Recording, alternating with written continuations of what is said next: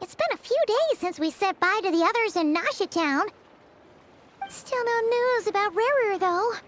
Where could he have slunk off to? If only he was gone for good. But with all the trouble he stirred up before, there's no way we've seen the last of him. Hello! You must be the traveler in Paimon? Mr. Flint has been looking for you. Unfortunately, there's been a serious wild hunt attack over at the quarry. He thinks it's time to regroup and figure out a plan. The wild hunt? Oh, uh-oh. We better get over there, right away!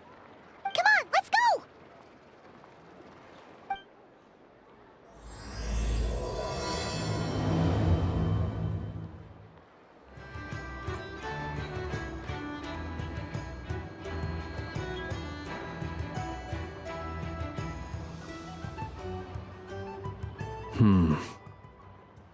I can barely sense any Kuvaki at all. This whole area feels like a soulless husk. Looks like his appetite truly is insatiable. As if the power of that energy cannon wasn't enough. He's not seriously still getting stronger? What's his endgame here? Ah, everyone's here already. Hey, we made it. So, what's going on? We've all been on high alert since we split up a few days back, expecting Rarir to strike again. But it's like he just vanished into thin air. No one has seen him nor found any trace of his presence. That is, until this morning, when a ratnik found signs of wild hunt activity while out here on patrol. As you can see, the Crystonite itself is physically intact, but the Kuvaki it contained is all but completely diminished. And we're sure that Rarir did this. Who else? He's the only one who could pull off a stunt like this. Kuvaki loss has reached critical levels. Reikir of Solnari set to maximum threat level. Warning, unless de-escalation measures are taken soon, he will pose a threat beyond our ability to contain. The consequences could be catastrophic. Traveler, do you remember when we encountered Rarir just after regaining his body? There wasn't a shred of sanity left. Nothing but madness and rage. Yeah, didn't he shout out a bunch of names? Then he started raving about how nothing in this world mattered to him. Oh, Paimon gets chills just thinking about it. Oh, but the thought that he's still out there, lurking somewhere in Nod-Krai, waiting for his chance to strike? Oh, even chillier. Last time we fought, we were already at a disadvantage. If he has such overwhelming strength, why would he suddenly go into hiding? Yeah, if I were him and I wanted more Kuvaki, I'd just take it by force. No point staying in the shadows. Unless something went wrong. His whole resurrection thing didn't exactly go smoothly. The other thing is, how does someone who's completely lost their mind still have the wherewithal to cover their tracks so perfectly? Beats me. According to certain medical studies, insanity does not always entail a complete loss of rationality. It may be that he is simply living in a world of his own. That actually sounds about right. He was ranting away to himself the whole time, like he had zero interest in talking to us. There are many unanswered questions here. He could be right under our noses, and we'd still be in the dark. Besides his name and title, we know little about him. Certainly nothing about his past, or what he might be hoping to achieve. Exactly. And we wouldn't even know where to begin looking. Even Boss hadn't heard of the Rarir of Solnari before all this. I'd be willing to bet that even if we gathered together every scrap of intel in Nod-Krai, we still wouldn't find more than, like, 3 useful facts about him. So, if we do nothing, he'll just keep getting stronger. But if we want to investigate him, we have no idea where to look. Last time we had Marionette and her big robo-buddy to help us, and we still barely held our ground. If we had to face him alone... Oh, Paimon's head hurts just thinking about it. What are Well, I do have a little hunch about his next move. Given that he attacked the quarry, I'd say it's likely he'll target other places rich in Kuvaki. Somewhere like the Eye of Krati, or the Pillar of Embla. One thing's for sure. If we just sit back and let him keep absorbing Kuvaki, we really won't stand a chance against him. A perfectly reasonable hypothesis. However, it is worth noting that these two locations are quite far apart. To investigate them both, we'll need to split up. I agree, we should split up. Right now, Rarir's goal seems to be gathering Kuvaki, not fighting us directly. Once we're done, let's regroup on Hisi Island. Wait, why Hisi Island? If I recall correctly, your largest goddess statue was carved from Kuvaki-rich ore, was it not? That's right. Yes, it could well be a potential target of his. I should head back and start evacuating the pilgrims.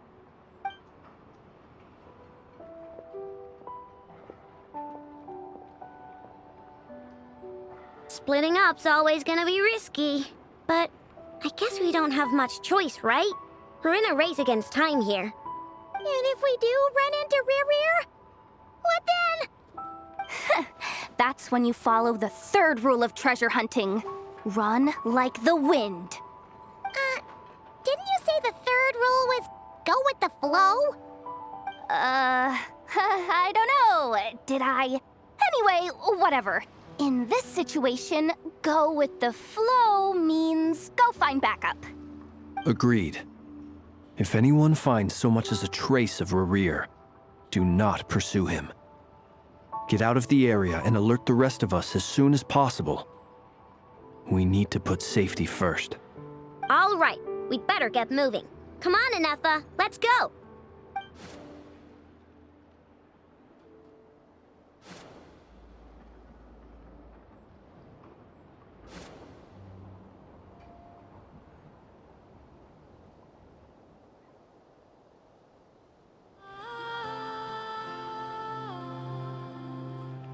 Any leads? Nope. Diddly squat. No clues to where he might be hiding. It's like he's a ghost. It feels like we're sitting on a powder keg that could go off at any second. Ugh, I hate this feeling. I'd rather face him head on than be left hanging like this. So, you guys didn't find anything either? Not loving the word either. How about you, Flintz? I questioned a few Ratniki and eventually narrowed my investigation down to one suspicious individual. But by the time I got to his place, he was already gone. Almost as if he knew someone was on to him. Either that or he's just extremely cautious and doesn't stay in one place for long. He's been biding his time for a while now. The question is, where or what is his next target? No idea. Since regaining his body, he seems to have lost all interest in the fragment in my possession. If he did still want it, he's had plenty of chances to take it. All we can do now is hope that Aino and Anefa turn up some leads. Darn it, Rarir! If you've got the guts, come face me one-on-one! Wait, he's actually here? I didn't mean it! I swear! No, it's coming from Silver Moon Hall. The Lady Kutar might be in danger. Let's get over there, quick!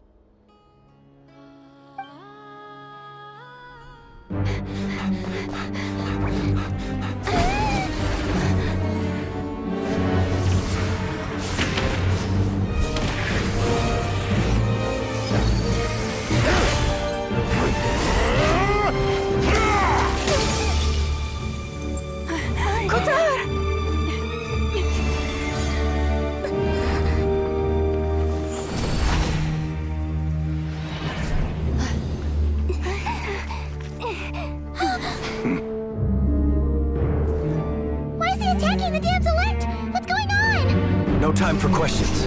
Stop him!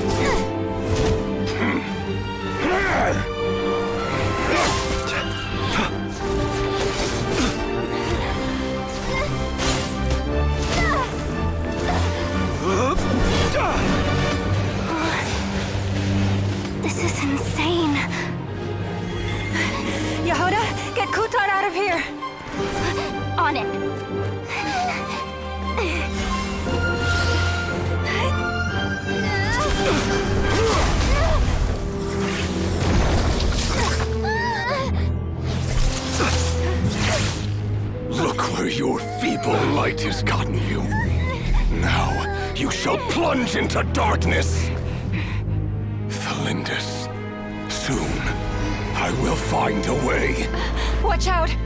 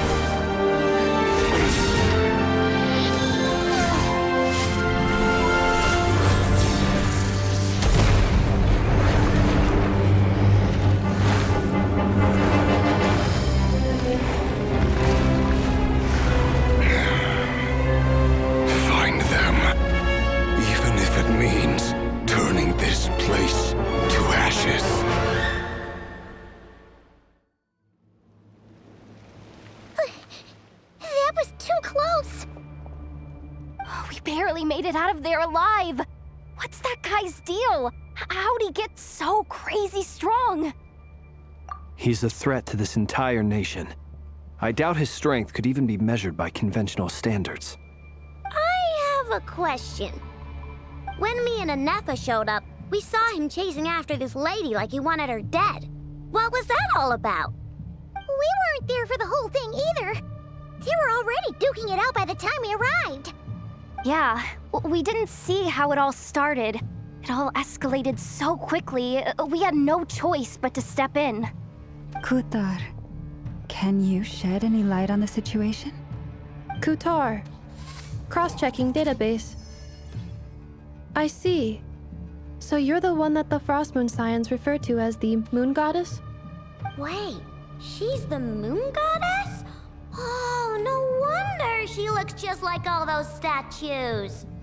There are many reasons why people might worship the moon, and just as many why they might despise it. I've never met that person before, but there was no mistaking his deep-seated hostility towards me. Why he holds me in such contempt, I cannot say. But since he hunts the power of the moon, it's no surprise that I am a target. Kutar. There are many potential motives. For instance, you help the Traveler escape his grasp. This could be his way of taking revenge. It is also possible that he covets the Kuvaki inside you and seeks to take it for his own. The list goes on. But right now, devising a counter-strategy should be our #1 priority. The likelihood of this location being discovered is close to 100%. A counter-strategy? But we don't stand a chance against an enemy like this. Surely our only option is to run. He's not gonna chase us to the end of the world, right? So as long as we can sneak out of Nod-Krai undetected. No, I can't say that. Come on, Yehoda, this is serious stuff. You can't suggest we all just chicken out. Running is our only option. Huh? You seem surprised, but what other choice do we have? We are facing an enemy we cannot possibly defeat in battle. Well, I mean, yeah, but still. It's not too late. I can distract him, so you have plenty of time to make your escape. Wait, what? You're gonna act as bait? Doesn't that make sense? I'm the one he's after. There's no need for you to risk your necks on my behalf. A coyote doesn't stop for bypassers while it's howling at the moon. What is it, Loma? The Frost Moon Scions have already grown accustomed to life without their goddess. My presence here is no longer essential, and this is not my home, so you needn't ask me to stay. We can't just roll over and let him get away with this. That's not our style. Yeah, we can't just call it quits after everything we've been through together. Besides, she'd pretty much saved my life back there. If I just ditched her now, I'd never forgive myself. We can't overlook that you have saved our lives multiple times now. To talk of returning the favor would be a little crass for my liking. But suffice to say that we are friends, and friends look out for one another. Riri's true objective remains unclear. Even if we were to sacrifice Miss Kutar, there's no guarantee he would stop. But Kutar, I know why you left the Frost Moon Scion so long ago. It was because people started treating prayer as a form of trade. They would make self-centered wishes, force you to accept meaningless offerings in return, and then expect you to perform miracles for them, as if that were their entitlement. If it were me, I might have walked away too. But I believe that time can change everything, and that sometimes it takes losing something precious to appreciate its true worth. After much reflection, I've realized that this was never about whether the Frost Moon Scions need you. Any relationship based on need is purely transactional. What I truly hope is that you'll choose to stay, not out of obligation, but as part of our family. You were born here, and now you've returned. Who knows? Perhaps it was the moonlight that guided you home. thank you, Lauma. But my power is on the wane. I'm afraid I will be of little use to you now. Very well then. I'll do as you say. Both times you saved us, we were transported across great distances in an instant. Is that one of your powers as the Moon Goddess? It is, but I find it very draining. I barely managed to pull it off just now, and it will be some time before I'm strong enough to do so again. Rejected by the world, my power is dwindling. Like a lake cut off from its source, slowly shrinking away. Now, it has almost run dry. What do you mean, rejected by the world? The three moons belonged to the ancient bygone era in which they came into being. From the moment I was born, the world itself has been steadily sapping away at my strength. The three moons are not one and the same. As the goddess of the Frost Moon, I cannot wield the powers of the other two. Yet moonlight has a way of blending together. Each can reflect the other's glow. So when our fingers touched, I was able to restore my strength by drawing Kuvaki from the eternal moon's marrow. But this method of recovery is painfully slow. If only we could find the... It's the Wild Hunt! Even faster than we expected. We'll have to finish this conversation later. See how those Wild Hunt creatures are running away from us. They're likely just a scouting party, which means Rerir won't be far behind. Then what are we waiting for? Let's get the heck out of here!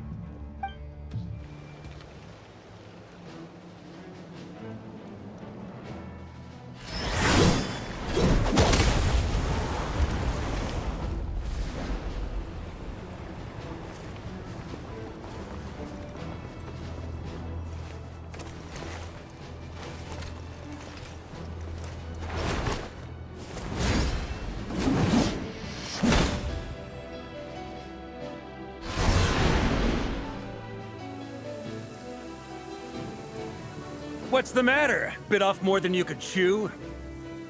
Who are you? Uncle Varka! You're back from Amsvartnir? Whoa! You're Barca? Grand Master of the Knights of Favonius? We could save the intros for later. Right now, let's get you all out of this hellhole. Follow me. I know somewhere you'll be safe. Oh, Is that where I think it is? That's the one. Come on, move! There's no time to waste. Wow! Where are we? This is so well hidden. Well, that goes without saying. This is the Knights of Favonius' meeting place in Nod-Krai, and a contact hub for the Northern Intelligence Network. AKA, the black market of intel. No matter what faction you're with, it's the place to buy and sell information. Their headquarters are in Nod-Krai, but they've got contacts in every nation. As an expeditionary force on foreign soil, working with them has offered us the most effective way of getting our hands on reliable local intel. This is where we meet, so naturally, it's secure. Anyway, where were we? Folks from Nod-Krai should be pretty familiar with me by now, but I believe this is the first time we've met. Allow me to introduce myself. I am Varka, Knight of Boreas, and Grand Master of the Knights of Favonius. We've heard all about you. This meeting's been a long time coming. You look way younger than Paimon expected, but you definitely have that Grand Master vibe. Well, I'm no spring chicken. Just not showing my age yet. Definitely feeling some of that back pain today, though. Rushed back from Amsfartnir without a wink of sleep, only to get right into another fight with that freshly revived maniac. Another? You mean you fought him before? Yep. He wasn't nearly as strong back then, but he was still a formidable foe. I brought some of the knights along to give him a little surprise, but he saw us coming from a mile off. My squad took heavy injuries, and I barely made it out alive myself. We knew it might have been our last chance, so we staked everything on it. But still, it wasn't enough to stop him. I tried tracking him down afterwards, but he didn't leave a trace. Even in his unhinged mental state, he's as cautious as any trained operative. So, I decided to come find you. And as luck would have it, turned up to find you being ambushed by the Wild Hunt. The rest, you already know. Is that why he's been frantically absorbing Kuvaki these past few days? Because he sees you as a threat? Maybe I'm part of the equation, but even if I weren't, I'm sure he'd still be gathering power. He's clearly working up towards something. Note to self, Uncle Varka's strength rating officially upgraded. Guess it's my turn to ask questions now. So, what exactly has been happening in Nod-Krai? Why is the Wild Hunt returned in humanoid form? And why is it after you? That's a long story, but I'll try to make it quick.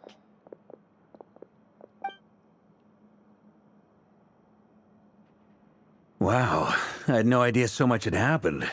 Sounds like you guys have really been through it. So, the Kutar is actually a Fatui Harbinger. And all this Wild Hunt activity in Nod-Krai is the work of the Raker of Solnari, one of the 5 sinners. That's a lot to take in. Need some time to wrap my head around it all. I'm truly sorry, Mr. Varka. You stood with us against the Wild Hunt, and did everything you could to stop it from escalating into a full-blown catastrophe. And then, the one time you're away, it all comes to a head and all your hard work gets undone. You've got nothing to apologize for, Miss Moonchanter. You can plan 100 steps ahead and still slip up. That's just life. No one knows what tomorrow holds. You can't predict which way the wind will blow next. And, to be perfectly honest, I can't say I'm surprised. For all the times we've defeated the Wild Hunt in the past, we've never been able to completely wipe it out. Turns out, we were just delaying the inevitable. But now that a new variable has come into play, fate may well take a different course. A new variable? You mean us? Who else? And in a strange way, I think his resurgence might not be an entirely bad thing. The Wild Hunt is like an unrelenting force of nature, but Rerir is an individual with an agenda. He's gotta have a weak spot somewhere. That said, while I was explaining everything just now, some of the points that Mr. Flint's added caught my attention. You mean about our mystery ally? That's right.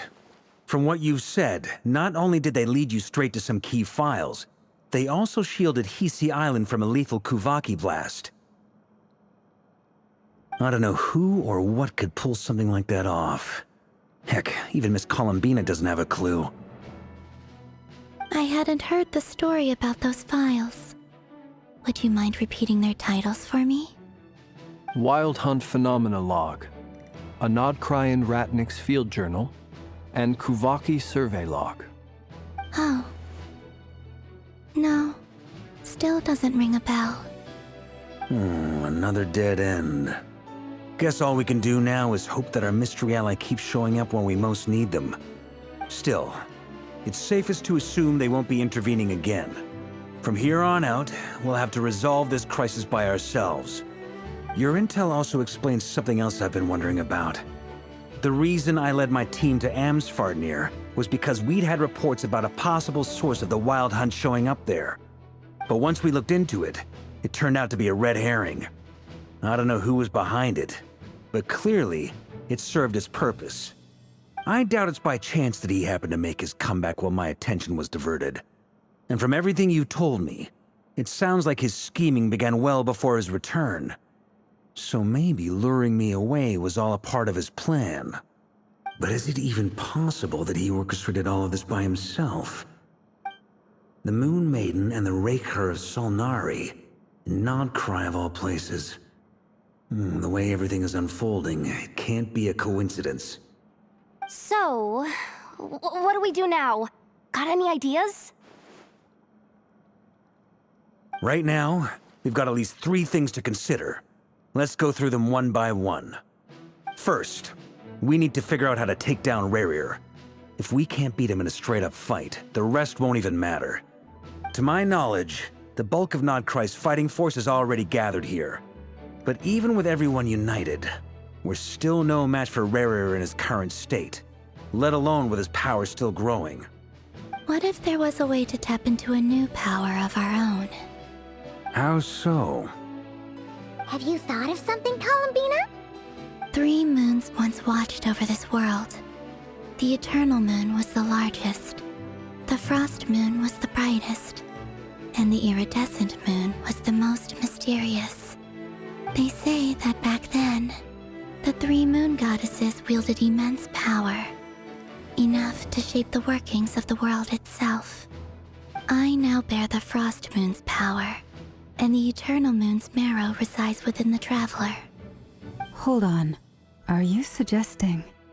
The Iridescent Moon, the last piece in the puzzle. That's right. If we can find the Iridescent Moon's marrow, I will be able to regain my strength much more quickly. The 3 moons are said to stir the tides and illuminate all things.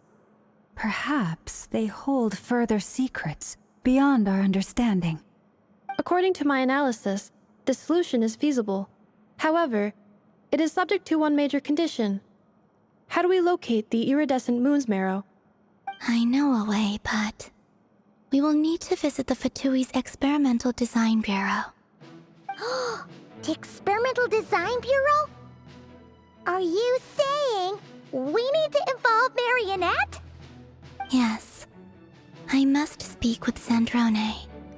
It's a long way from here to the Experimental Design Bureau. There's a high chance you'll be spotted. You shouldn't go alone. Then that's settled. Next up, our second priority. Somehow, we need to figure out Rerir's end goal. As you saw for yourselves, when he was still in his Wild Hunt form, everything he did was for the sake of recovering his body and resurrecting himself. His first act since then, after laying low for a while, was to try and assassinate this young lady. People's obsessions often reveal their greatest vulnerabilities. There must be a reason why he despises the moon so deeply. Perhaps it sheds some light on his title, the Raker of Solnari. The Wild Hunt has plagued Nod-Krai for centuries now. If we want to stop it for good, we have to get to the root cause of what's driving it. It's true. We still know very little about him. If Kuthar hadn't given us that lead, we wouldn't even know his name. But where would we even start? I doubt even the Intel Queen of Nod-Krai has a clue, and she has info coming out of her ears. Oh? That's a rather hasty conclusion for someone who's so painstakingly meticulous when it comes to dealing with machines. Ah, she heard me.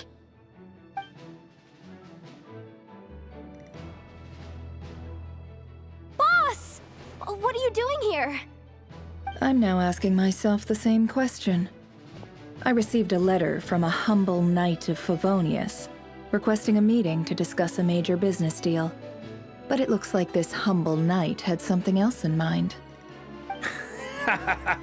Details, details. Miss Neffer, the important thing is that you've arrived at the perfect time.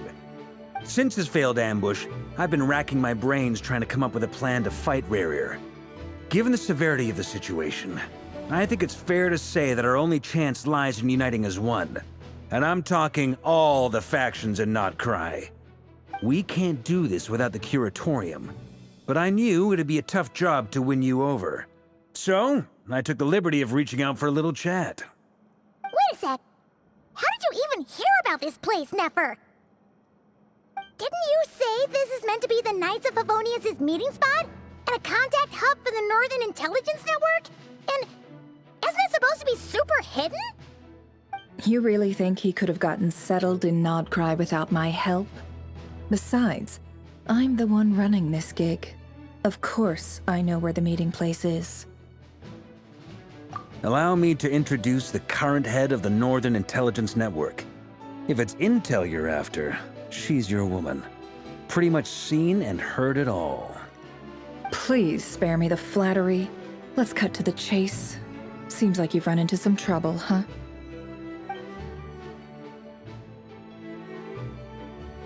Well, this certainly qualifies as an unforeseen crisis. On behalf of the Curatorium of Secrets, I wish you all the best of luck. So you're just going to sit this one out? Why should I get involved? What could possibly be in it for me? What if we told you we can't do this without you? Oh? Then I'd say, you'd better make it worth my while. I don't work for free. I can't put a price on something like this. It's just not in my nature. But then again, you and I have always been polar opposites in this regard. So I can't exactly say I didn't see this coming. If you insist on compensation, I will pay you. Consider this a formal commission. Sound fair? You just don't give up, do you? Too bad. I know you well enough to know you can't afford my prices. The riskier the job, the more it'll cost. And a Moonchanter's stipend isn't exactly generous. Unless you're planning to start passing the donation box around among the faithful. Boss, just a thought. If they come up short, maybe you can take the difference out of my next few paychecks. Things got really dangerous during the fight with Rerir. If this girl hadn't saved me, I'd be ley line fodder by now. I'd be gone for good, boss. If there's any way we can make this work, I'd really like to help her. Please, I'm begging you. This is why I'm always telling you never accept favors. They are the hardest debts to repay. You have to be careful who you get involved with, or you invite all kinds of misfortune. Very well, Yehoda, I will help. But just this once. Don't count on this happening again. Flynn's, that fragment that Rerir was after, do you still have it on you? Of course. Let me borrow it. I need it to follow up on some leads. Wait, you actually have some leads? Shh. This is top secret information. I get it. We all have things we'd rather keep to ourselves. Plus, I know we can count on you, so we'll leave the intel gathering in your hands. And that brings me to the third and final item. We need to find a way to distract him. We need time to make our move, so someone will have to stall him. I'm in for this part, no matter what. Anyone coming with? Count me in too. Come off it, you two. Quit playing heroes. I'm way ahead of you here. Nefa did a scan of the Moon Goddess's Kuvaki signature, and we're gonna use it to make some decoys over at the Kramkake craft shop. Anyone who's in, follow me. Once they're ready, we'll deploy the decoys across Nod-Krai. So as long as the rest of you keep moving, he won't catch on to your scent and won't be able to track you down. I like it. Genius idea. No biggie. All right then, we'll split into 3 teams. Once your team has finished their mission, return here and wait for the others. Dismissed!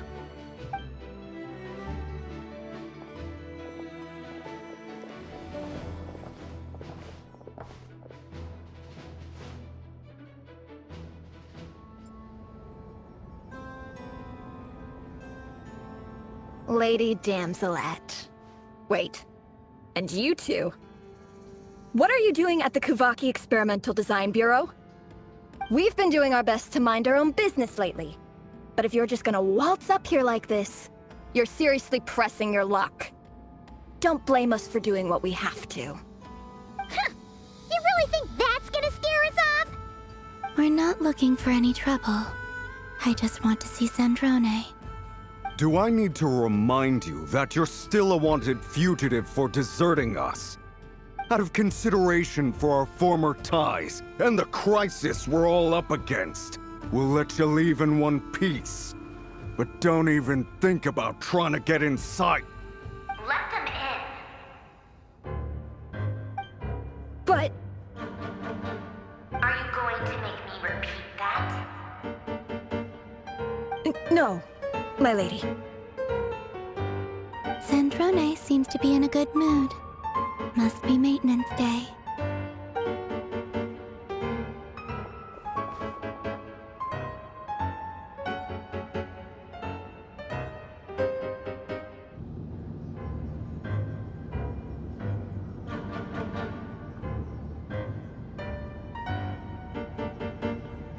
So tell me, to what do I owe the honor this time? Actually, before you answer that, just so we're clear, we're not colleagues anymore, Columbina. I don't owe you anything. I promise it's nothing big. It seems like you've gotten the wrong idea here.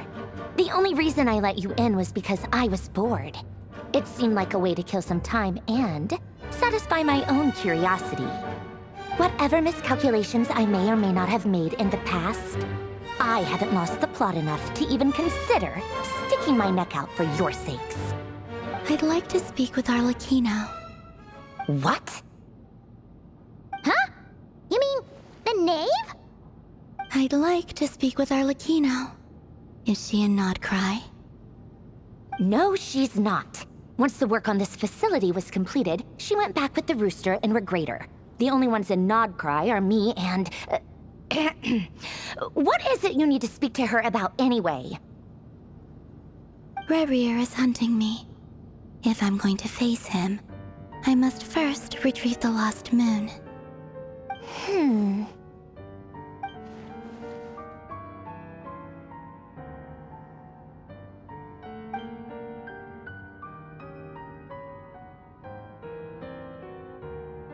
Is that a no, then? As if I need reminding. I was this close to settling things with him before someone decided to whisk me away to their weird little garden. Have you held any tea parties lately? Tea parties? Yeah, obviously. You don't seriously think we'd pack it all in just because you aren't here.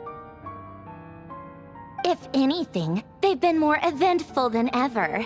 Just me, Arlecchino, and a bunch of insolent and sensitive guests who won't stop asking where you've gone. Oh, they've been a real joy. I bet you served them the worst tea you have. Just like you used to do to me when I upset you. Who cares about how good the tea is when there's no one around to drink it? I keep losing people. First Rosaline, now you. I'm running out of people who can make me laugh. Honestly, what could be more ridiculous than a multi-centenarian goddess who's only ever had the plain herbal tea she received as offerings? You'd always brew a different type of tea for me each time. Was it really just to see how I'd react?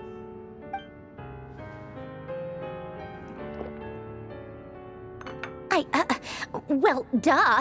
Why else? Watching you squirm was practically my only form of entertainment.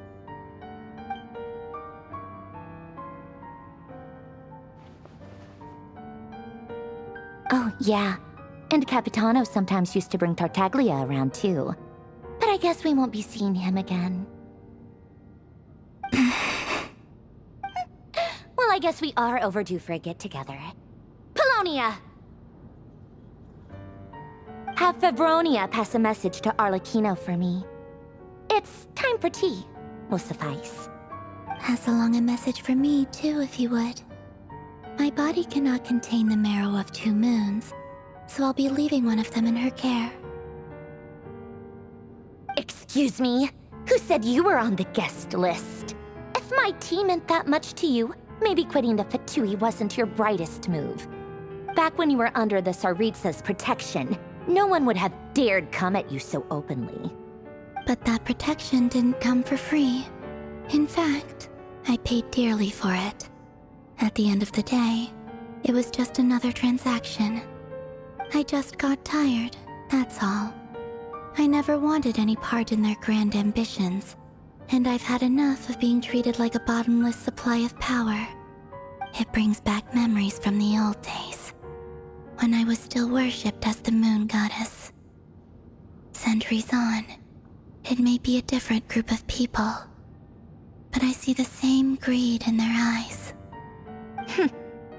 I figured you'd leave eventually.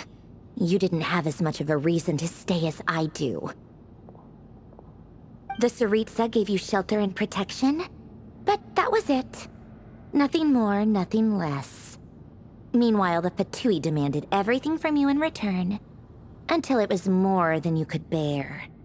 I get why you left. And frankly, I have no interest in dragging you back just because the higher-ups told me to. But if you keep hanging around with this riffraff, the next time we cross paths, we might be enemies for real.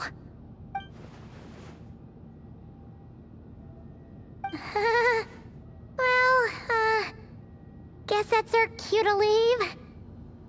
That might be your plan. But it sounds like someone else wants you to stay a little longer. Huh? What do you mean? Listen.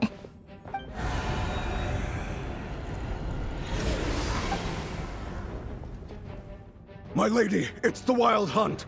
A horde of monsters is headed straight for the facility. Another uninvited guest trying to crash my tea party. Clear the area! I'll handle this. Wait, what? You want us to leave you here by yourself? You'll be lucky to make it out of this alive. You really think you can afford to worry about me? Go on, get out of here! You may have stopped Polonia from crushing him last time, but I've made sure that won't happen again. The entire Experimental Design Bureau is rigged for war. Stay and watch if you want, but it'll be at your own risk. You're not flagged as friendlies in the weapons system. Don't tell me what to do! Look, if you're leaving, make it quick, or you'll just get in my way. There's a secret passage on the 2nd floor. It'll take you right to the plains out back. Stare all you want, Columbina. You're not getting another invitation to my tea party. I know. But thank you anyway, Sandrone.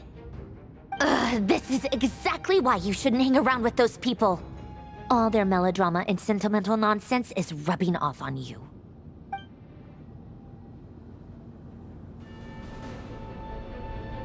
Come on then, Mr. Ray here.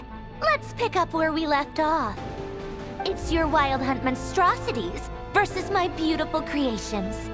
Let's see who comes out on top.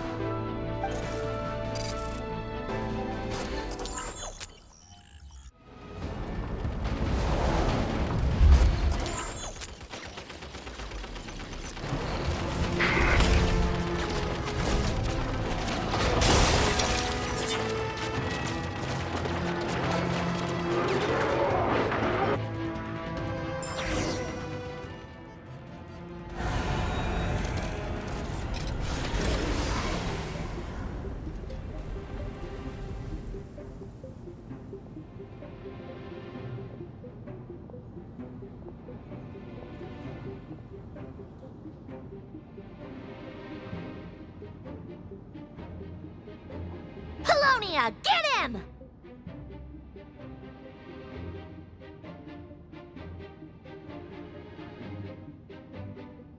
I've upgraded Apollonia again since our last encounter, and uploaded every last scrap of your data. So let's finish this once and for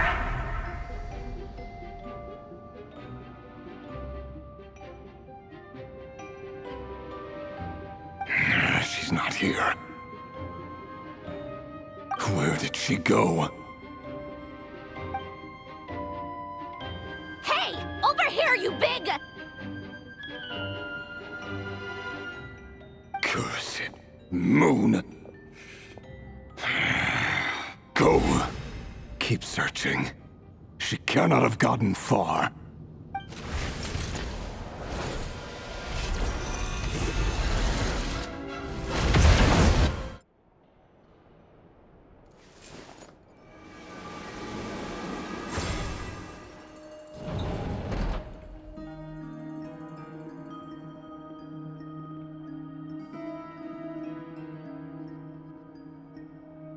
So this is your method for investigating Rarir's past?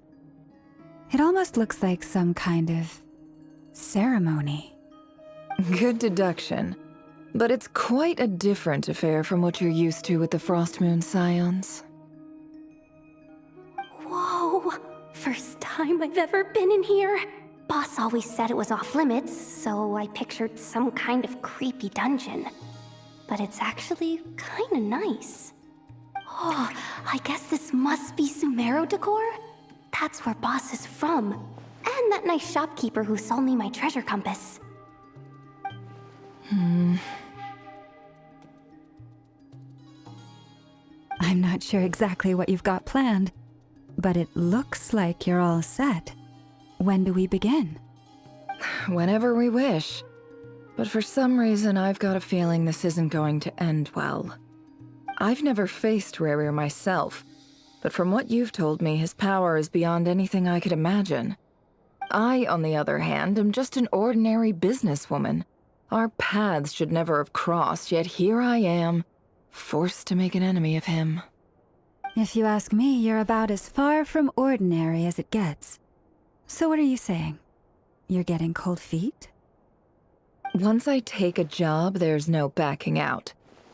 Still, I have to ask myself if the power I'm relying on will even work on an opponent of this caliber. And also how to make sure I come out of this alive if things spiral out of control. Death is the one thing we can take for granted. It is the great equalizer, however fortunate or unfortunate we may otherwise be. So it's important to consider how to spend what lifespan we have left. Come on, boss. Lighten up. Quit talking about death. It's bad luck. For once, I agree with you. When you're up against a foe like Rarir, there's no such thing as being too prepared. Is there anything I can do to help? That won't be necessary. I've already made up my mind. Time to cash in a precious favor I've been saving for a rainy day. Yehoda, I need you to find someone for me. The sooner the better. Find who? That shady merchant who sold you an overpriced treasure compass the other day. Come on, boss. You're pulling my leg again. In what way is she shady? She showed up when I was completely lost and sold me a neat little gadget that was exactly what I needed. Trust me, she's a good person. Anyway, I know who you're talking about. Don't go anywhere. I'll be right back. Quit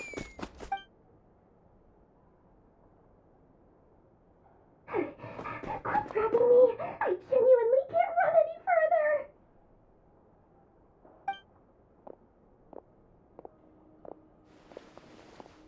Hey, aren't you? What is it? What's the big rush? You dragged me out of a dream where I was literally swimming in Mora. I'm charging double my usual attendance fee. See, look how easygoing she is. After that rude awakening, She could have completely snapped at us. But instead, she kept it together and just asked for an extra fee. Dori Sangama Bay? I never would have pictured you two doing business together. If you want to make it big in Nod-Krai, it's all about connections. Lady Nefer just so happens to have a lot of intel that interests me. And she also did me a big favor in the past. It was back when I first arrived in Nod-Krai. My trusty assistant, the genie in my lamp, had an adverse reaction to the Kuvaki and fainted. And when you know it, that's when I suddenly find myself in a life-or-death situation. Good thing my compatriot was there to swoop in and save the day. I've been giving her a 30% discount off all of my goods ever since. Now, so that no one here feels left out, I'm willing to extend a 20% discount to fellow friends of Boss Nefer. Plus, any other friends you send my way will enjoy 10% off. What can I say? The great Lord Sangama Bay is nothing if not generous. So, let me guess. You've run into some trouble. I've got everything you could possibly need, and the more you buy, the more you'll save. You guessed correctly. What have you got in the way of survival gear?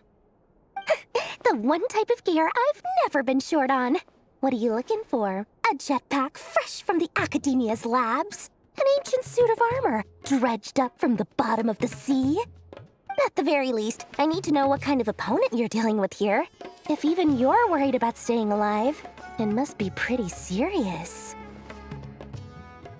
What if I told you it's someone with the power to bring a nation to its knees? Is that so? Then we really are talking top-shelf treasures. I don't have anything like that in stock right now. I'll have to ask my supplier. Your supplier?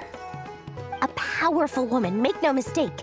I can't reveal her identity, but luckily for you, I hear she's planning to visit Nod-Krai in the near future. If you're willing to wait, I can ask her when she's here. Can't say exactly how long that'll be, though. Then, let me put it another way. What would you do if you encountered an enemy like that? Roll over and serve yourself up on a silver platter?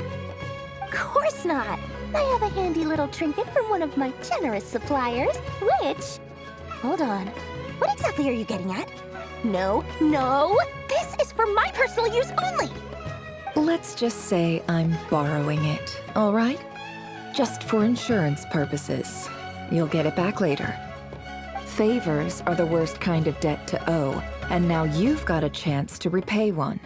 A win-win situation, don't you think? Fine. You can borrow it for 5 days. No, make that 3. And for every extra hour after that, I'm charging you 1,000,000 mora. Deal? Deal.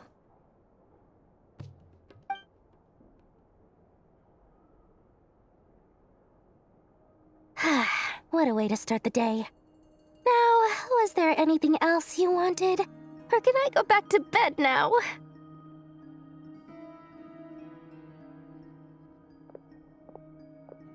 That will be all. Take care now.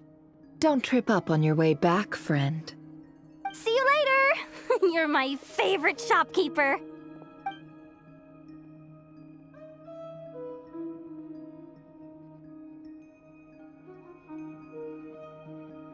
Excellent. Everything is well and truly ready. The ceremony can now begin. After initiating the ceremony, your minds will follow me wherever I go. You will see many strange things in your mind's eye.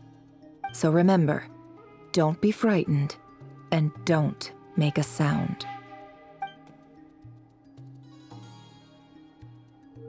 Now then, let us peer into the Raker of Solnari's past. I made it. I don't recognize this style of architecture. Must be Conrian. Simple furnishings, table and chairs. It's a more ordinary house than I might have expected. Looks like the fearsome Raker of Solnari came from surprisingly humble beginnings. Unless this passed for luxury in Conria. Unlikely. It was said to be a very prosperous nation in its heyday. Anyway, I'll keep exploring.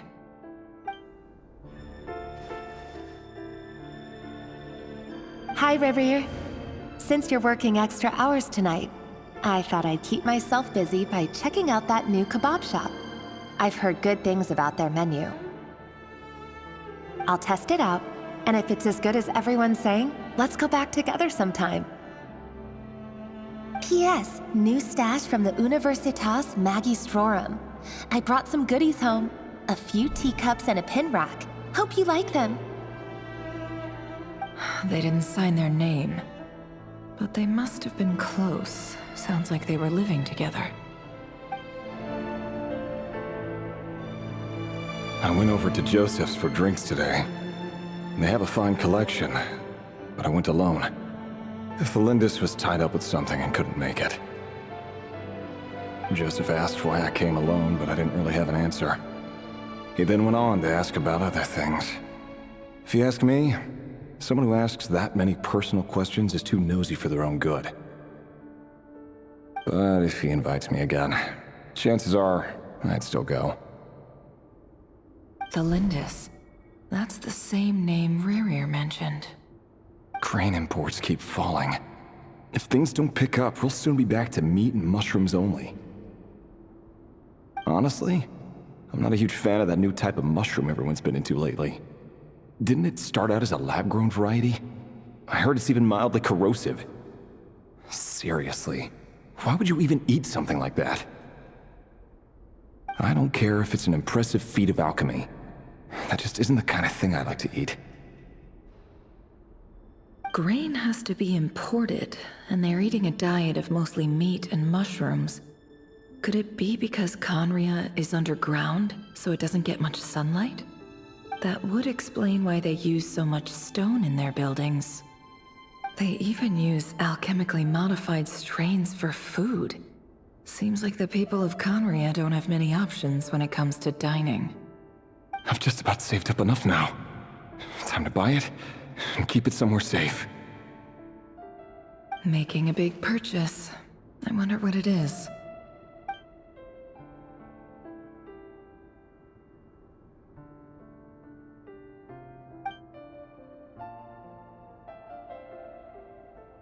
He really is a professional. No wonder he's so good at covering his tracks. Despite what he's become, it seems like he's retained certain habits, at least in this regard.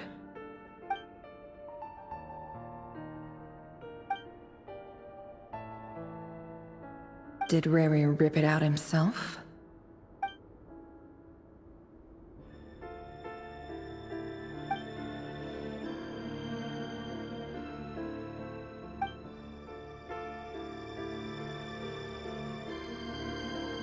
Before I met you, I was convinced that my heart was nothing more than a stagnant pool. The burial place of a fallen moon.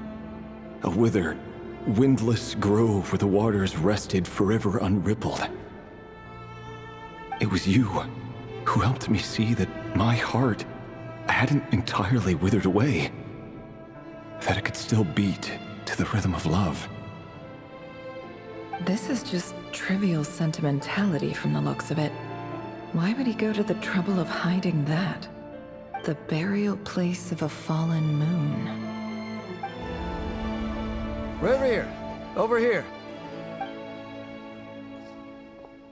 Dane! Oh, and, Vedelfin here? What a surprise to see you here, sir. Hello there, Rerir. You need not address me so formally outside of court. He doesn't get that much free time, so I invited him over for a drink. Even the court prophet deserves a break every now and then, right? Well, I'm flattered. So, what are we discussing today? Hey, don't look at me. As far as I see it, we don't need an excuse to have a few drinks. Come on, don't give us that. Didn't you say you were about to pop the big question? How's that coming along? Who'd have thought the great Twilight Sword was an even greater gossip? I just didn't expect you to be the first one to settle down and get married, that's all. Yeah. If you told me that a few years ago, I wouldn't have believed you either. So, are you planning to come clean about your job then? I'm guessing you still haven't told her. Sure, I'll have to tell her at some point. But I'll need to pick the right time and place. To be honest, I have no idea how she'll take it. Come on, stop being such a pessimist. For all you know, she could be thrilled.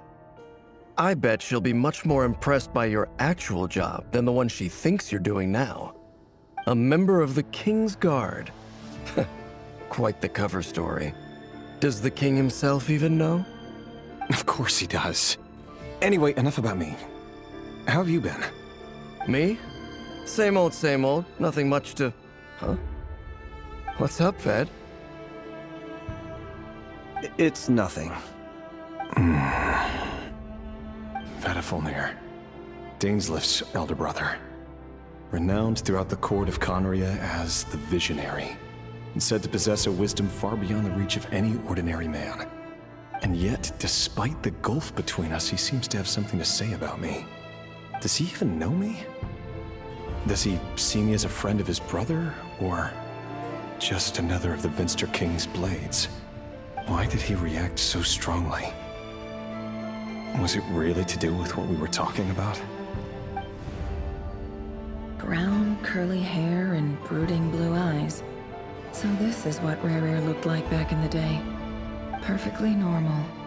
No different from anyone else. As frightening as this monster is in the present, there's something even more unsettling about seeing the human he used to be.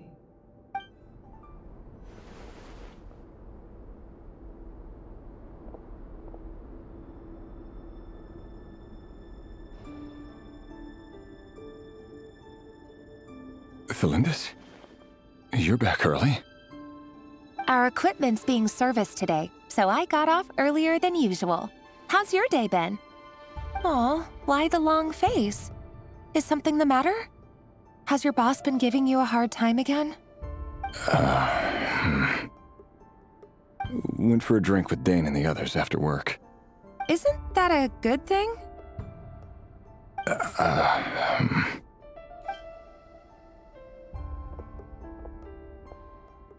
Vedifulnir showed up today, too. You know, Dainslif's older brother. Ah, Mr. Vedifulnir. Yes, I've heard of him. They say that everything he says ends up coming true. He overheard Dainslif mention that I'd recently proposed, and seemed to have an issue with it. But when I asked what it was, he kept it to himself. So, you're worried? You can be such a child sometimes, Revier. We're nobodies. Why would the Visionary be concerned about us? I'm sure someone in his position has much bigger fish to fry. Maybe you're right. You worry too much, Revier. We've been together for ages now, and everything's been going so well, has it not? You've even proposed to me. So, you do remember. Tell me then. What's your answer? Like I said, I need some time to decide. You can't just rush into things like this. We may be nobodies in the grand scheme of things, but if we want things to work out, we've still got to plan ahead. All right. Take your time. Just don't keep me waiting forever. Nobodies. Sounds about right. In the eyes of people like Vedifulnir and Dainslif, what do we matter? Can someone whose gaze is so fixed on a far-flung future even see the present clearly? Besides, the dynasty's fate rests with the king and his inner circle. Whatever I do, it won't make much difference. Meanwhile, every idea they come up with and every decision they make, it affects everything. These days, the king is lost in his research, and the purge of the Crimson Moon bloodline grows ever more intense. The opposition tried to speak out, but nothing came of it. And I'm under no illusions as to why. Because we eliminated them and got rid of their bodies. A man can have 1,000 reasons to carry a sword, but there are few good excuses to use it. Yet the king has never even considered a gentler approach, and he never will. What becomes of someone who kills on another's behalf? Can he ever find true peace?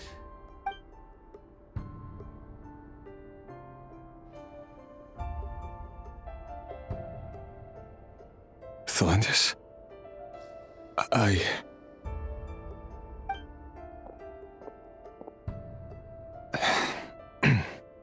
It's nothing. You were right. Fate has never smiled upon nobodies like us. But by the same token, it's unlikely to bear a grudge against us either. There's no reason we can't keep living happily together, cherishing the simple joys of each day as they come. See? You just need to stay positive, Revere. I can feel your warmth, your breath. You're right there, right by my side. Just seeing you makes me happy in a way I can't explain. And that's something that no one could ever take away from me. So smile, my love. Let go of that frown. You're right, Thelendis.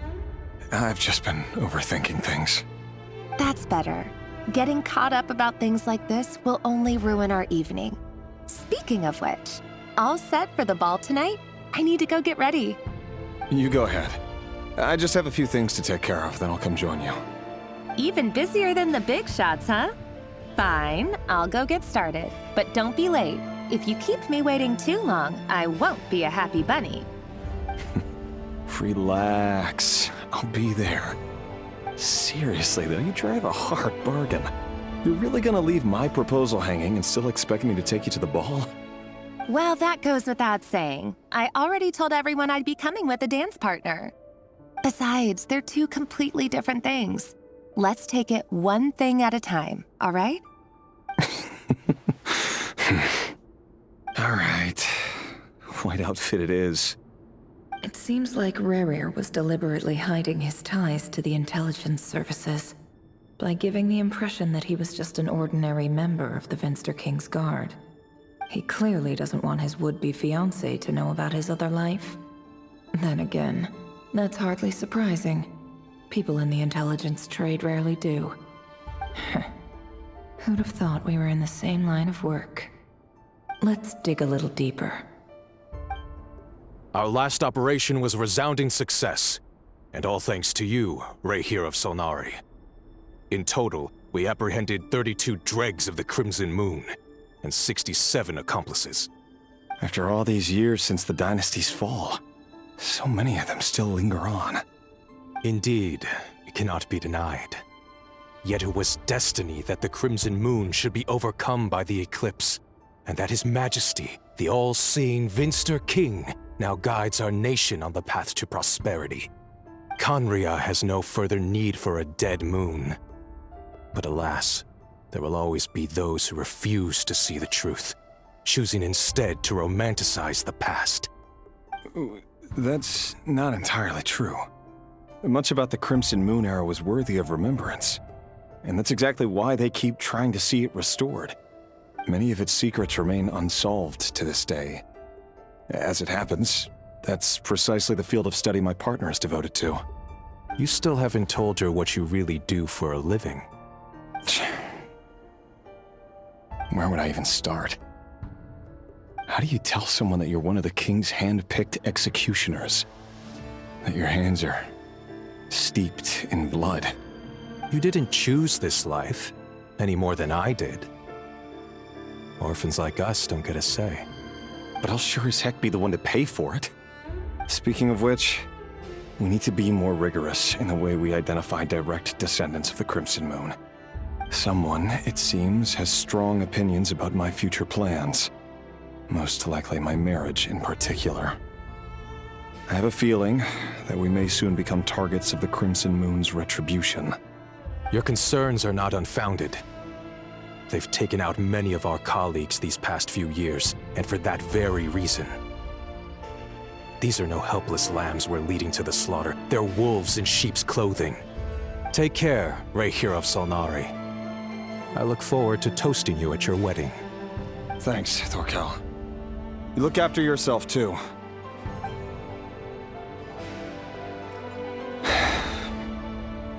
Thelindis, I never wanted to keep this from you. You're the last person I would ever want to lie to. But that's exactly why I can't tell you everything. There are things you shouldn't know. Things you cannot know. The moonlit dynasties are a thing of the past. Yet even now, with the sun shining high in the sky, there are those who would call forth a dead moon's ghost. Could that be why Vedalfnir held back? Or was it because of some court secret he's not at liberty to share? I have to get a clear answer from him. No matter what happens, I will protect Thelindis. Rerir seems to be very concerned by Vedalfnir's reaction. Vedalfnir and Dainsleif, the Visionary and Twilight Sword. So that's what they were really like. I've investigated this whole area now. There doesn't seem to be any other memories here. Should I try somewhere else? Wait a second. What's this black smoke?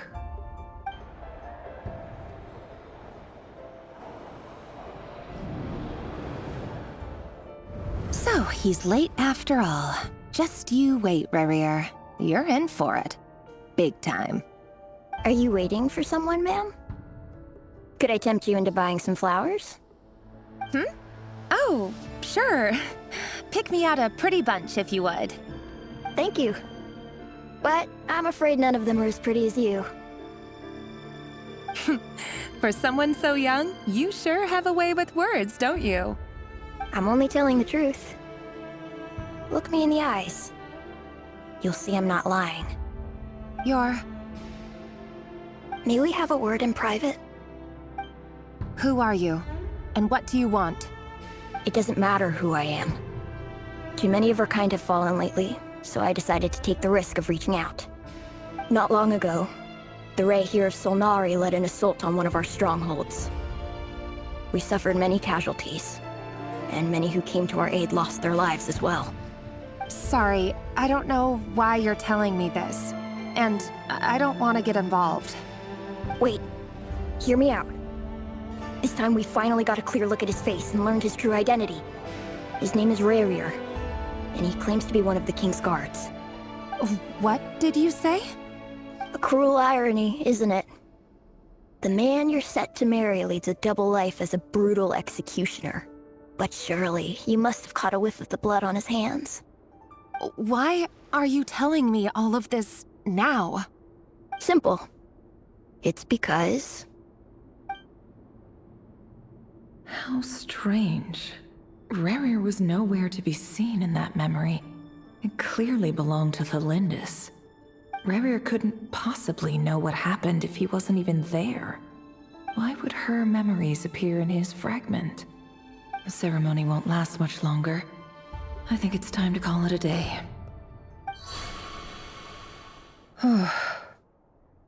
So that was your doing?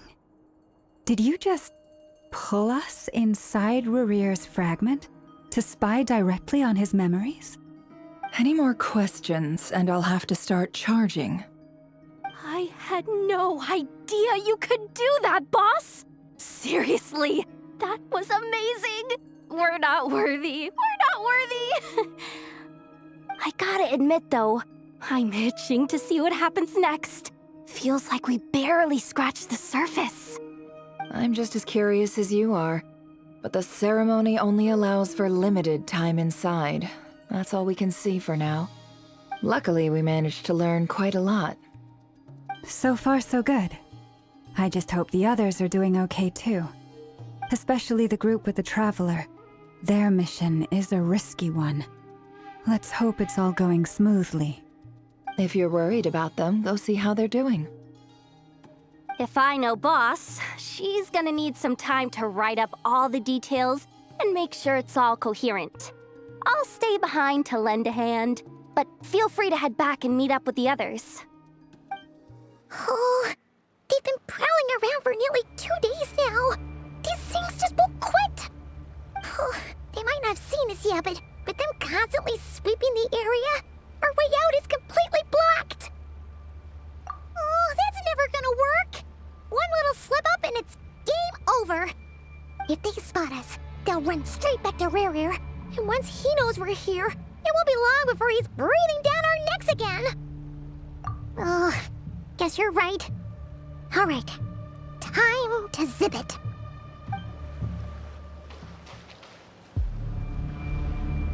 Oh, there's no end to these things.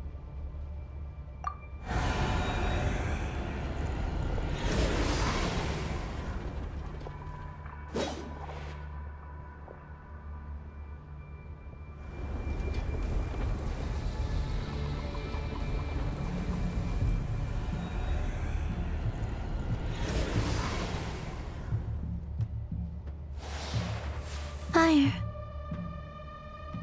Fire? Wait, what's that smell? Oh no, there's a fire!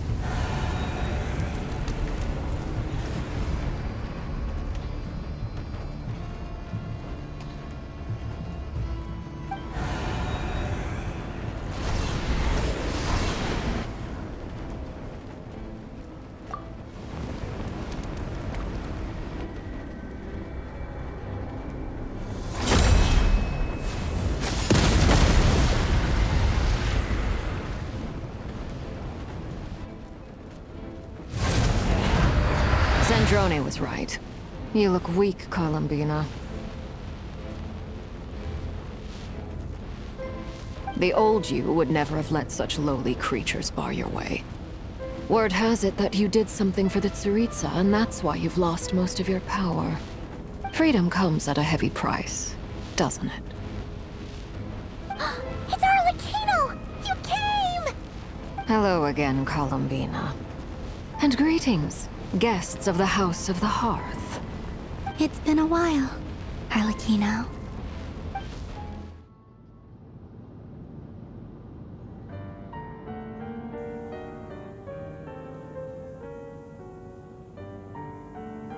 Stupid right here of stupid Solnari. Ugh, whatever. I've got all the data I need. Next time we meet, you're finished.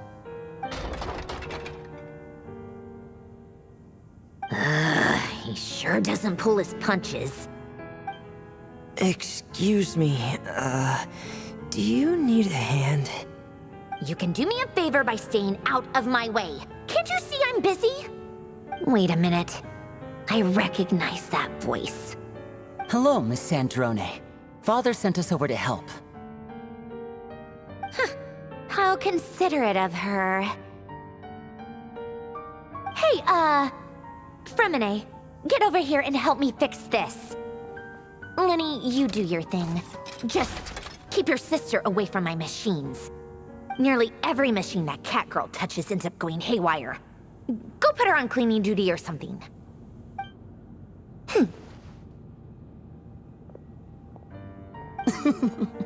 Then let's start downstairs. Fremine, we'll leave this place to you. You've got it. Wait a second. Pretty sure there's still some tea in the cupboard. If you want some, you'll have to make it yourselves.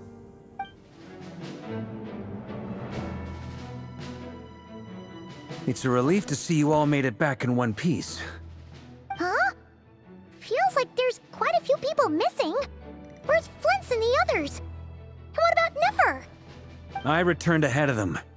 Flint is helping Aino and Anefa to set up the decoys and buy us some time. As for Miss Nefer... Boss is still wrapping things up on her end. She sent us back to fill you all in on the top secret intel we've been gathering. I see. Then let's get right into it. But first, who do we have here? You brought someone else in to help? Greetings. I was invited here to help as a longtime Tea Party companion of Columbina's. You may call me Arlecchino. Surely it can't be. Those eyes. Oh, where have I seen them before? Wait, of course. In those memories we just saw. The only Arlecchino I know is the fourth of the Fatui Harbingers. So either you share a pretty uncommon name, or you're more than just a tea party buddy.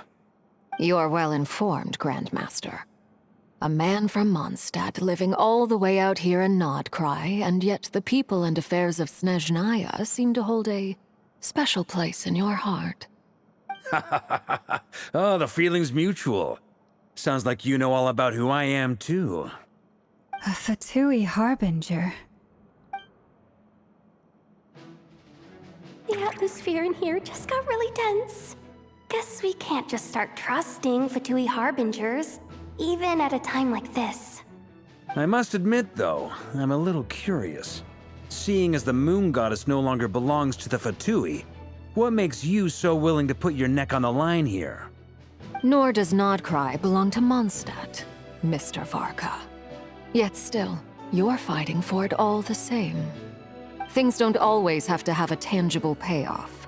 Sometimes, stopping things from spiraling out of control is a higher priority than chasing the spoils of victory.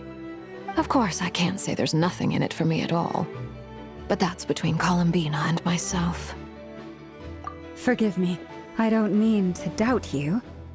It's just that the Fatui really have been the source of many of our troubles. We have our own way of doing things here in Nod-Krai. But ever since they arrived, the Fatui have treated us with nothing but hostility. I know there's been a lot of bad blood between us in the past. I've done my utmost to avoid friction whenever I could. But sometimes fundamental conflicts of interest simply can't be settled amicably. That's why I'm here solely in a personal capacity. This has nothing to do with the Fatui.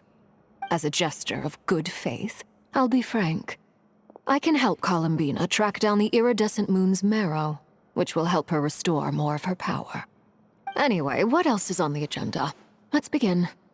She says she'll be frank, then completely skips over the details.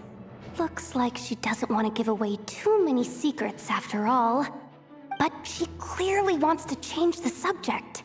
It'd be awkward if I tried to bring it up again now. I guess we'll just have to go along with it. She's the fourth of the Fatui Harbingers after all. One look and you can tell she's not someone you'd want to mess with.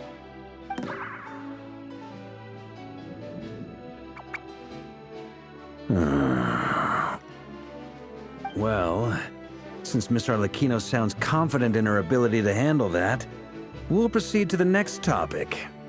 Yehoda, time to share that top-secret intel. All right, listen up, everyone. First, we now know that Rerir was originally a Conrian secret agent whose primary mission was to hunt down and assassinate the so-called Dregs of the Crimson Moon. The Dregs of the Crimson Moon? Mm-hmm. In the memories, there was a lot of talk about the Crimson Moon and Eclipse, and a whole bunch of other stuff from the time of Conria. To my knowledge, those were the names of two different Conrian dynasties. Long, long ago, it is said that the people of Conria worshipped the Crimson Moon, drawing a mysterious power from its reflection. But one day, a coup saw the Crimson Moon eclipsed, hence the name of the new dynasty that replaced it, and how it became the new emblem of Conria. Still, long after the Crimson Moon dynasty had fallen, the last ruler of the Eclipse dynasty, the Vinster King, still coveted the secrets it left behind. So, he sent the Rehir of Solnari to secretly hunt down the Crimson Moon's few remaining followers. In those days, Rerir showed no signs of madness. In fact, he was as normal as any other person. Oh, and he had a fiancé, or at least a would-be fiancé, called Tholindis. What's the matter?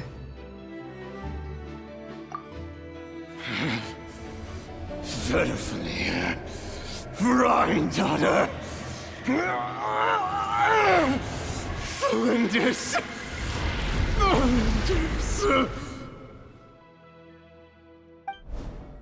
Interesting. Anything else? What about this would-be fiancée of his? Do we know anything about her? Well, she was a researcher at the Universitas Magistrorum, but it felt like she was hiding some kind of secret. Oh, and one more thing. For some reason, Rerear's fragment also contains some of Thelindis' memories, though only a very small portion. Well, no shortage of potential leads, I'll give you that. In any case, it sounds like we can conclude that while Thelindis was still around, Rerear appeared to be lucid and quite normal. Thelindis, it seems, must have been the one thing in this world that he couldn't let go of. Tell me, though, were these pure-blood Conorians we're talking about here? Why do you need to know that? Hold on. If she was a pure-blood Conrian... Oh yeah! Just like how it was with the captain! If we could somehow find her, do you think there's any chance Rerear might regain some of his sanity? It's possible, but it would take a miracle. We can't pin all our hopes on that. That merchant who Nefer knows, Dori Sangama Bay. Maybe we could hire her to look into it. All right, then. Let's keep working in our separate teams. Traveler, Paimon, Kutar, and Miss Arlecchino will go look for the iridescent moon's marrow. As for the others... On the way over here, I noticed that the Wild Hunt monsters had grown even more frenzied in their search for Kutar. At this rate, the people living here will be in grave danger too. So I'm thinking of gathering together some of our followers to go wipe them out. I'll head back to the curatorium and meet up with the boss. Feels good knowing we've all got something to be getting on with. Given that the Wild Hunt has been a lot more active lately, the Lightkeepers have likely begun their own operations too. If that is the case, someone will need to pass the news on to Flint's. I'll hold the fort for now, then discuss our next move with Flint's, Aino, and Anefa when they get back. All right then. Well, the clock's ticking. If that's everything, we'll be on our way. We'd better get moving too. We'll try to buy you as much time as we can. Relax. Just do your thing. I decided to call in some backup since things are getting so hairy. Our reinforcements should be here any minute now. Stay safe, everyone. Dismissed.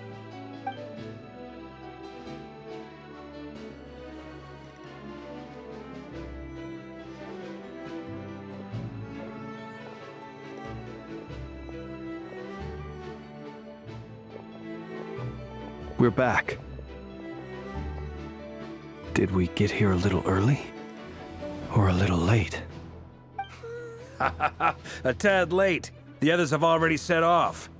To summarize, our resident moon goddess has found us a new ally, and Boss Nefer has uncovered some promising info. Everything going smoothly on your end?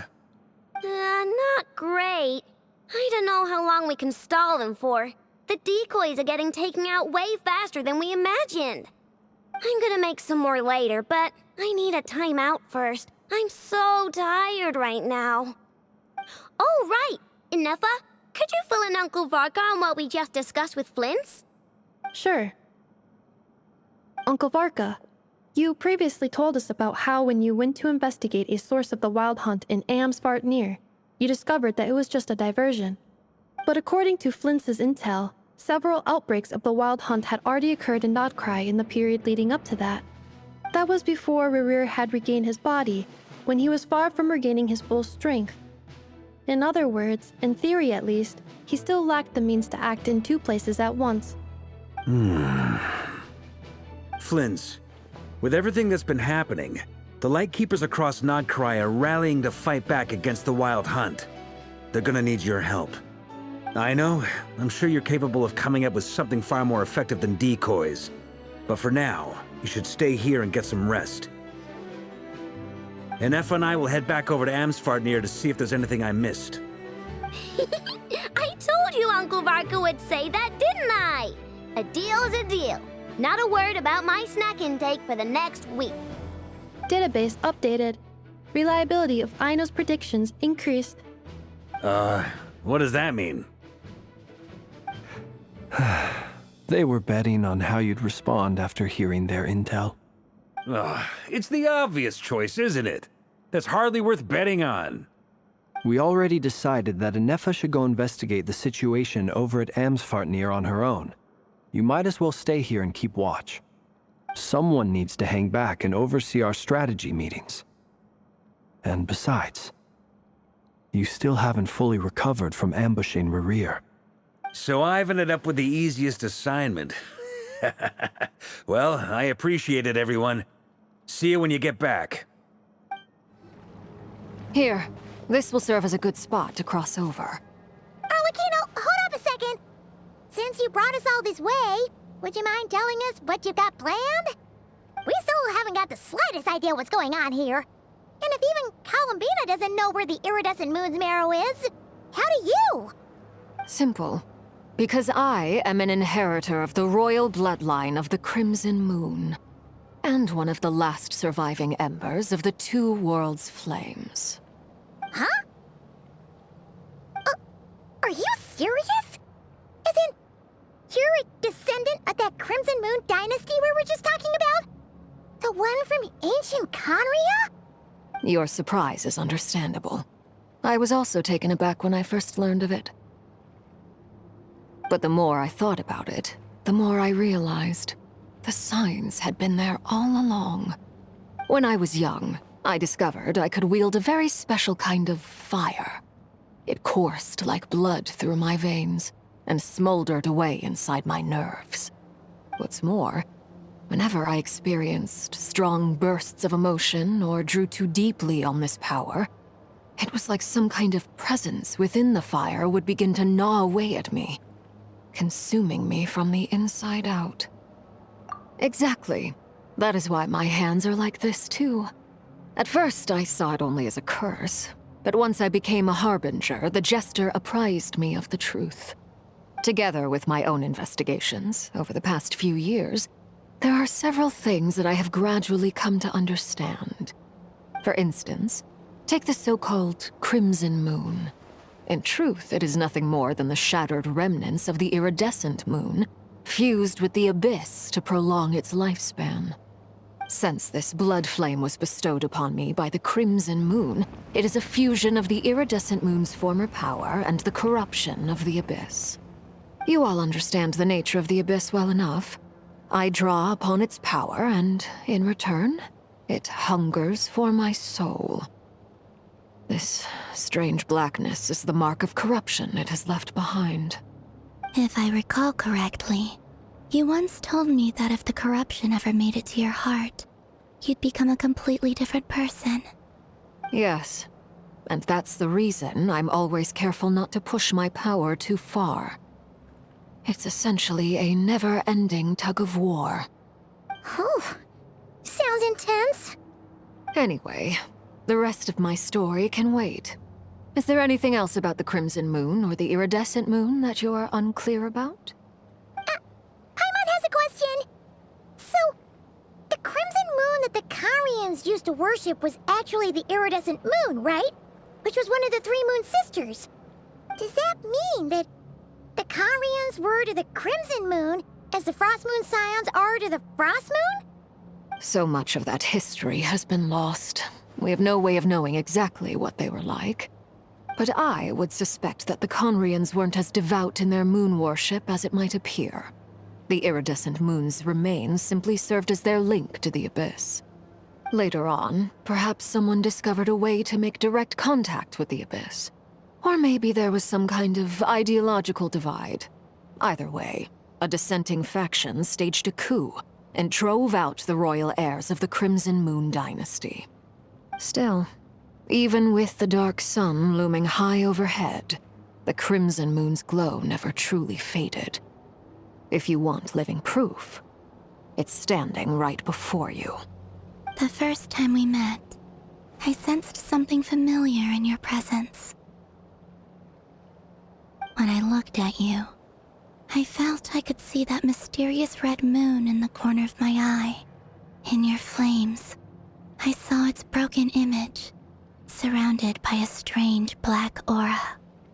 Well, I appreciate that you kept it to yourself. Much about the Crimson Moon is still a mystery, and I'd prefer not to end up as the object of an insane research project. Anyway, time is against us here, so if there's any other questions, they'll have to wait. I just want to make sure I've got one thing straight. In her letters, Sandrone mentioned that since you are unable to contain the iridescent moon's marrow yourself, you intend to leave it in my custody, correct? That's right. For now, it's the only way I can pay you back for your help. The iridescent moon is already part of who you are, so with its marrow in your possession, you'll be even more powerful than before. Deal.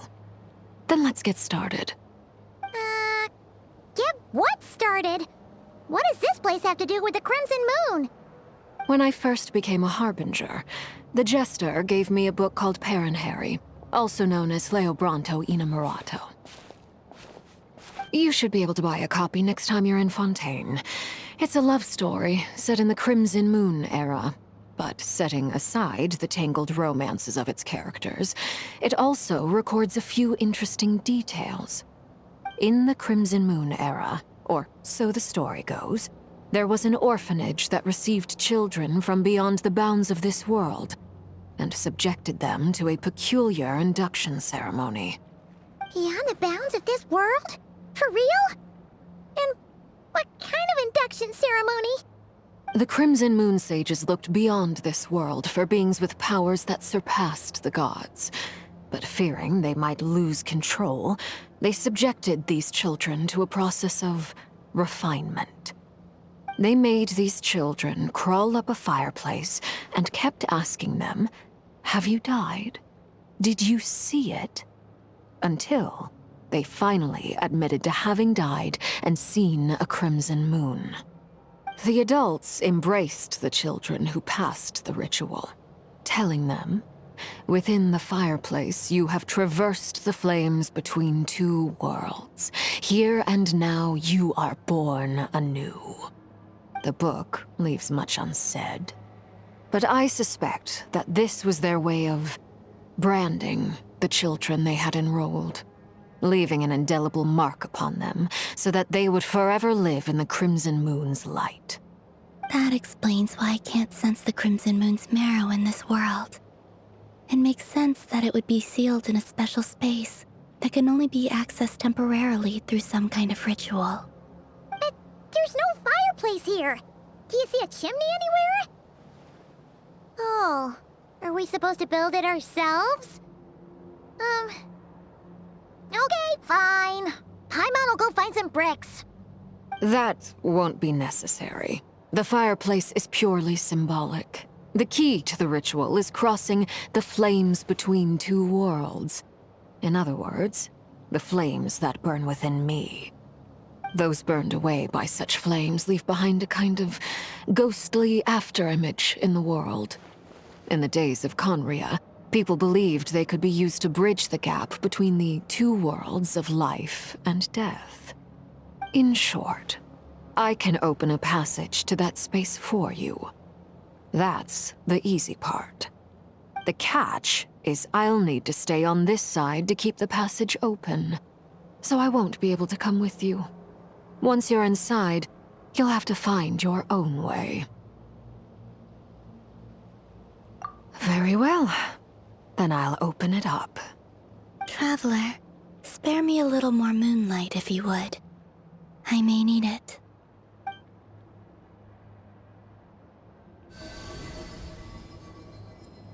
Thank you. I feel like I've recovered some of my strength now. It should be enough to move us across short distances and confront whatever dangers might await.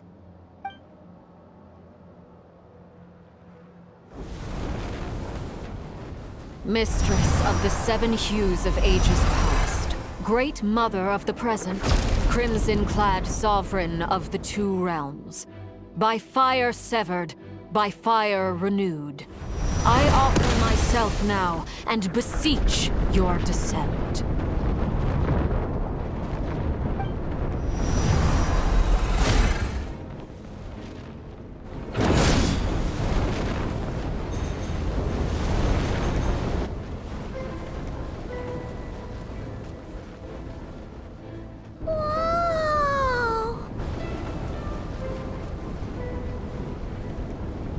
One word of advice. As you're crossing over, no matter what voices you hear, do not answer. Got it! I sense a sinister gloom inside, but also the familiar light of the moon. I feel that I am about to meet an old friend who has changed beyond all recognition. All right, let's go. Hey! Look up at the sky! A red moon! This must be the spot, right? Is that the abyss? It's practically filled the entire place! What now? What a tragic sight. Fragments of your broken body, seized by the abyss, and hung up aloft like mummified remains. Iridescent moon. Was this truly what you wished for? Careful! There's something spooky about this place. Feels like something is lurking in the fog. Haimon's right behind you. Whatever you do, don't run off without her. Huh? Huh? For real? That's way too high. There's no way we'll be able to reach it. No. I'm not sensing anything up there. It's coming from under the mountain. Let's see. Ah! There's some kind of weird shadow over the water. Wait, see that? Looks like a mechanism of some sort. Let's check it out. Hey, look at that. Now that the mechanism's running, the shadow in the water looks different. Do you think these mechanisms might be the key to unlocking the secret? Let's try to find more of them! Thelindis, we'll leave the rest of the research in your hands. We'll be heading back now. I hope this isn't ruining date night. Ugh. Mind your own business. Just leave me some snacks on the table. Thelindis? Is that Rerear's girlfriend? How come we're hearing her voice here? Oh yeah! So, do you think she was studying this strange space all along? The abyss has made this space extremely unstable. Maybe that's why some of the things she said and did were preserved here. Like echoes. Or after images. Whenever I see this view, it takes me back to a poem from my childhood. Waning moon, oh lifeless damsel, weeping on the mountain crest. Mourning still in wistful tone, her fragile soul now laid to rest. For me, of all people, to be here investigating the mysteries of the Crimson Moon space. Is it a coincidence? Or something more? I see. So the moon marrow, or rather the power of the 3 moons, is the key to unlocking. If it really does exist, then maybe this madness can finally be put to an end.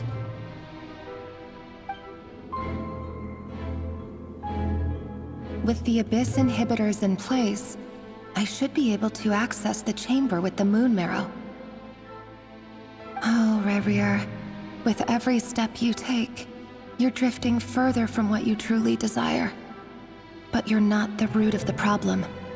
Ever since that outsider set foot in Conria, the Vinster King has sunken deeper into madness. If only I could get my hands on that outsider.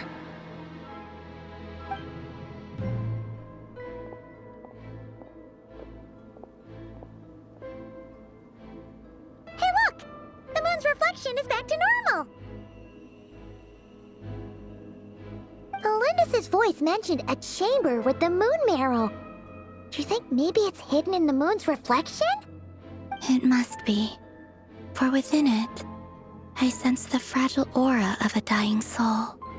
Then there's no time to lose! Let's go!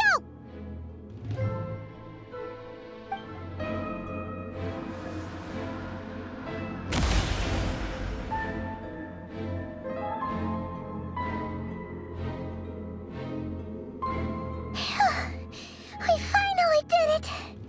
The iridescent moon's marrow, still burning away like an undying flame, yet now contaminated by the abyss.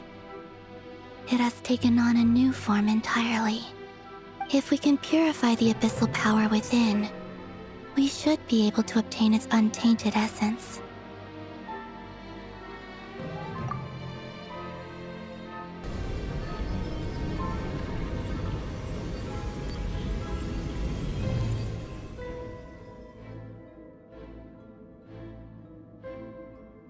It's so cold.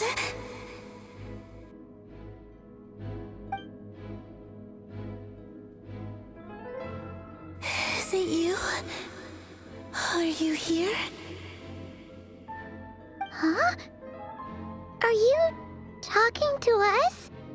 At long last, I can see you once more. Our fates have crossed, and I am finally free. I'm sorry, I lied to you. Even knowing what was to come, I still couldn't let go of the fear in my heart as death drew near. The moment the moon shattered, my body began to split apart piece by piece. Like I was being cut into pieces by 1,000 blunt blades. My thoughts scattered as the cold crept in. But I could not bear to fade away like that. Tell me, what was it that brought you to us all that time ago? If only I had possessed your courage, then I might have been spared this torment more painful than death. You look so puzzled. That's how I felt too when I first saw you. But trust me when I say that everything happens for a reason. Farewell, Hypo.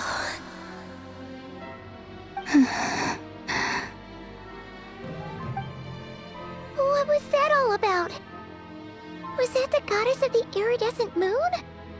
Oh, it sounded like she was speaking to a long-lost friend. But none of us have ever met her before, right? Perhaps. She took me for the goddess of the frost moon she once knew. For a fading soul like hers, our auras must be too similar to tell apart. But anyway, we've got the iridescent moon's marrow now. That should help you regain your strength, right? All right, time to leave this place and meet back up with Arlecchino. Let's go!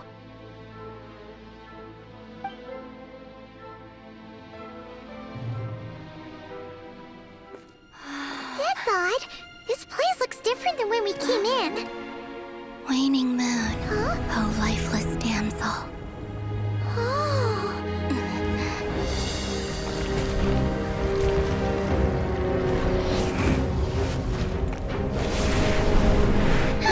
Hurry! The place is collapsing!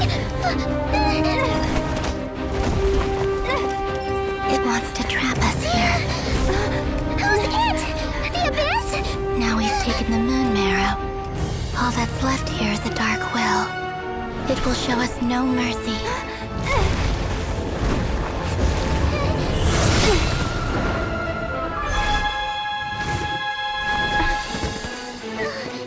Give it back! The crimson moons! My marrow! My heart!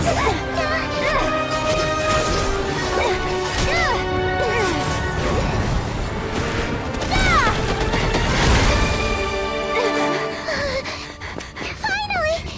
Huh?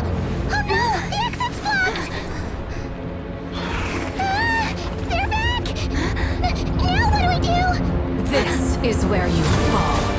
Witness my rise. What are you waiting for?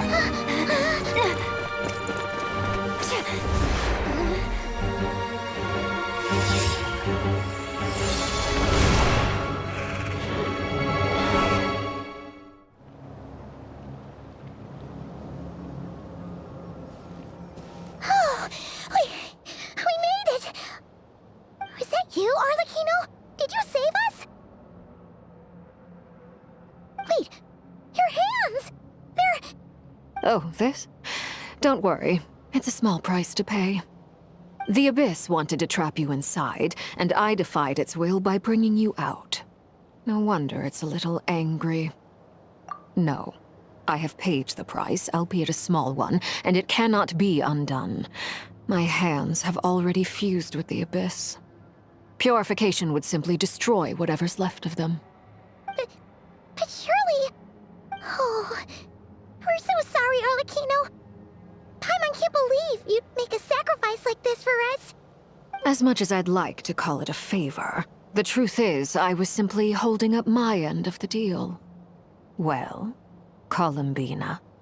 Yes, you did your part.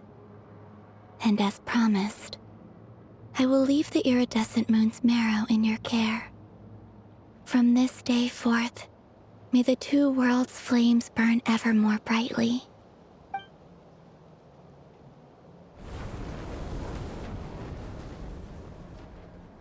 I'll take that as a blessing. Now, Columbina, give me your hand. Accept this moonlight I offer in return.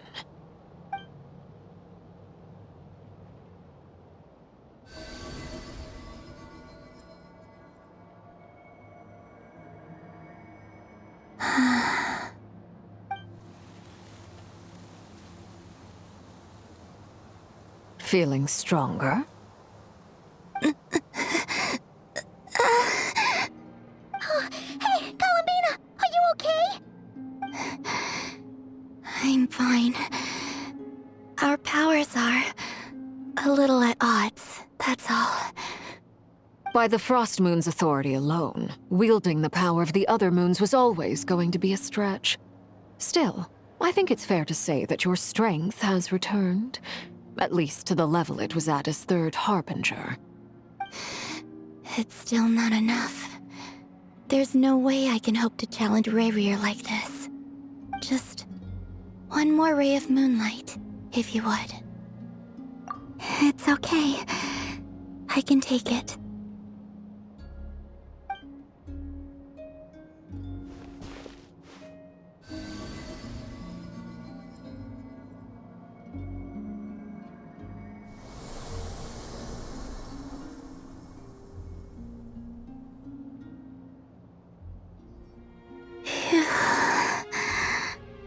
How about now? Fighting fit? At the very least, I won't have to stay hidden like before. I want to see him gone from Nod-Krai. The Ray here of Solnari and his wild hunt must be sent back where they belong. Well, it's good to have something to aim for. You certainly seem more alive now than you did earlier. When I first met you, you didn't strike me as a ray of moonlight. More like a wisp of fog drifting in from who knows where, ready to scatter at the first sign of a breeze. But now, you're full of vitality, just like the Frost Moon, once the brightest of them all. May you keep shining, Columbina. This is who you are. Thank you. Look after yourself too, Arlecchino. I know you have plans of your own, and that's why you're always seeking to grow stronger. But whatever you're after, don't let the Abyss take a hold of you. I do not wish to see you go down the same path as Rayrir. I appreciate the concern, Columbina. Although perhaps it's time you took a new name. A new name? Kutar, the Moon Maiden, Columbina. They're nothing more than code names. They describe who she is and the roles she's played, but they're not her real name. We often use code names in the House of the Hearth, too. But it's knowing your real name that keeps you grounded. Up till now, you've been living a wandering life, so you've probably never really cared. All I'll say is this. Once you've defeated Rerir, give it some thought. All right, that's it from me. I'll get you back safely first, then go meet up with Sandrone.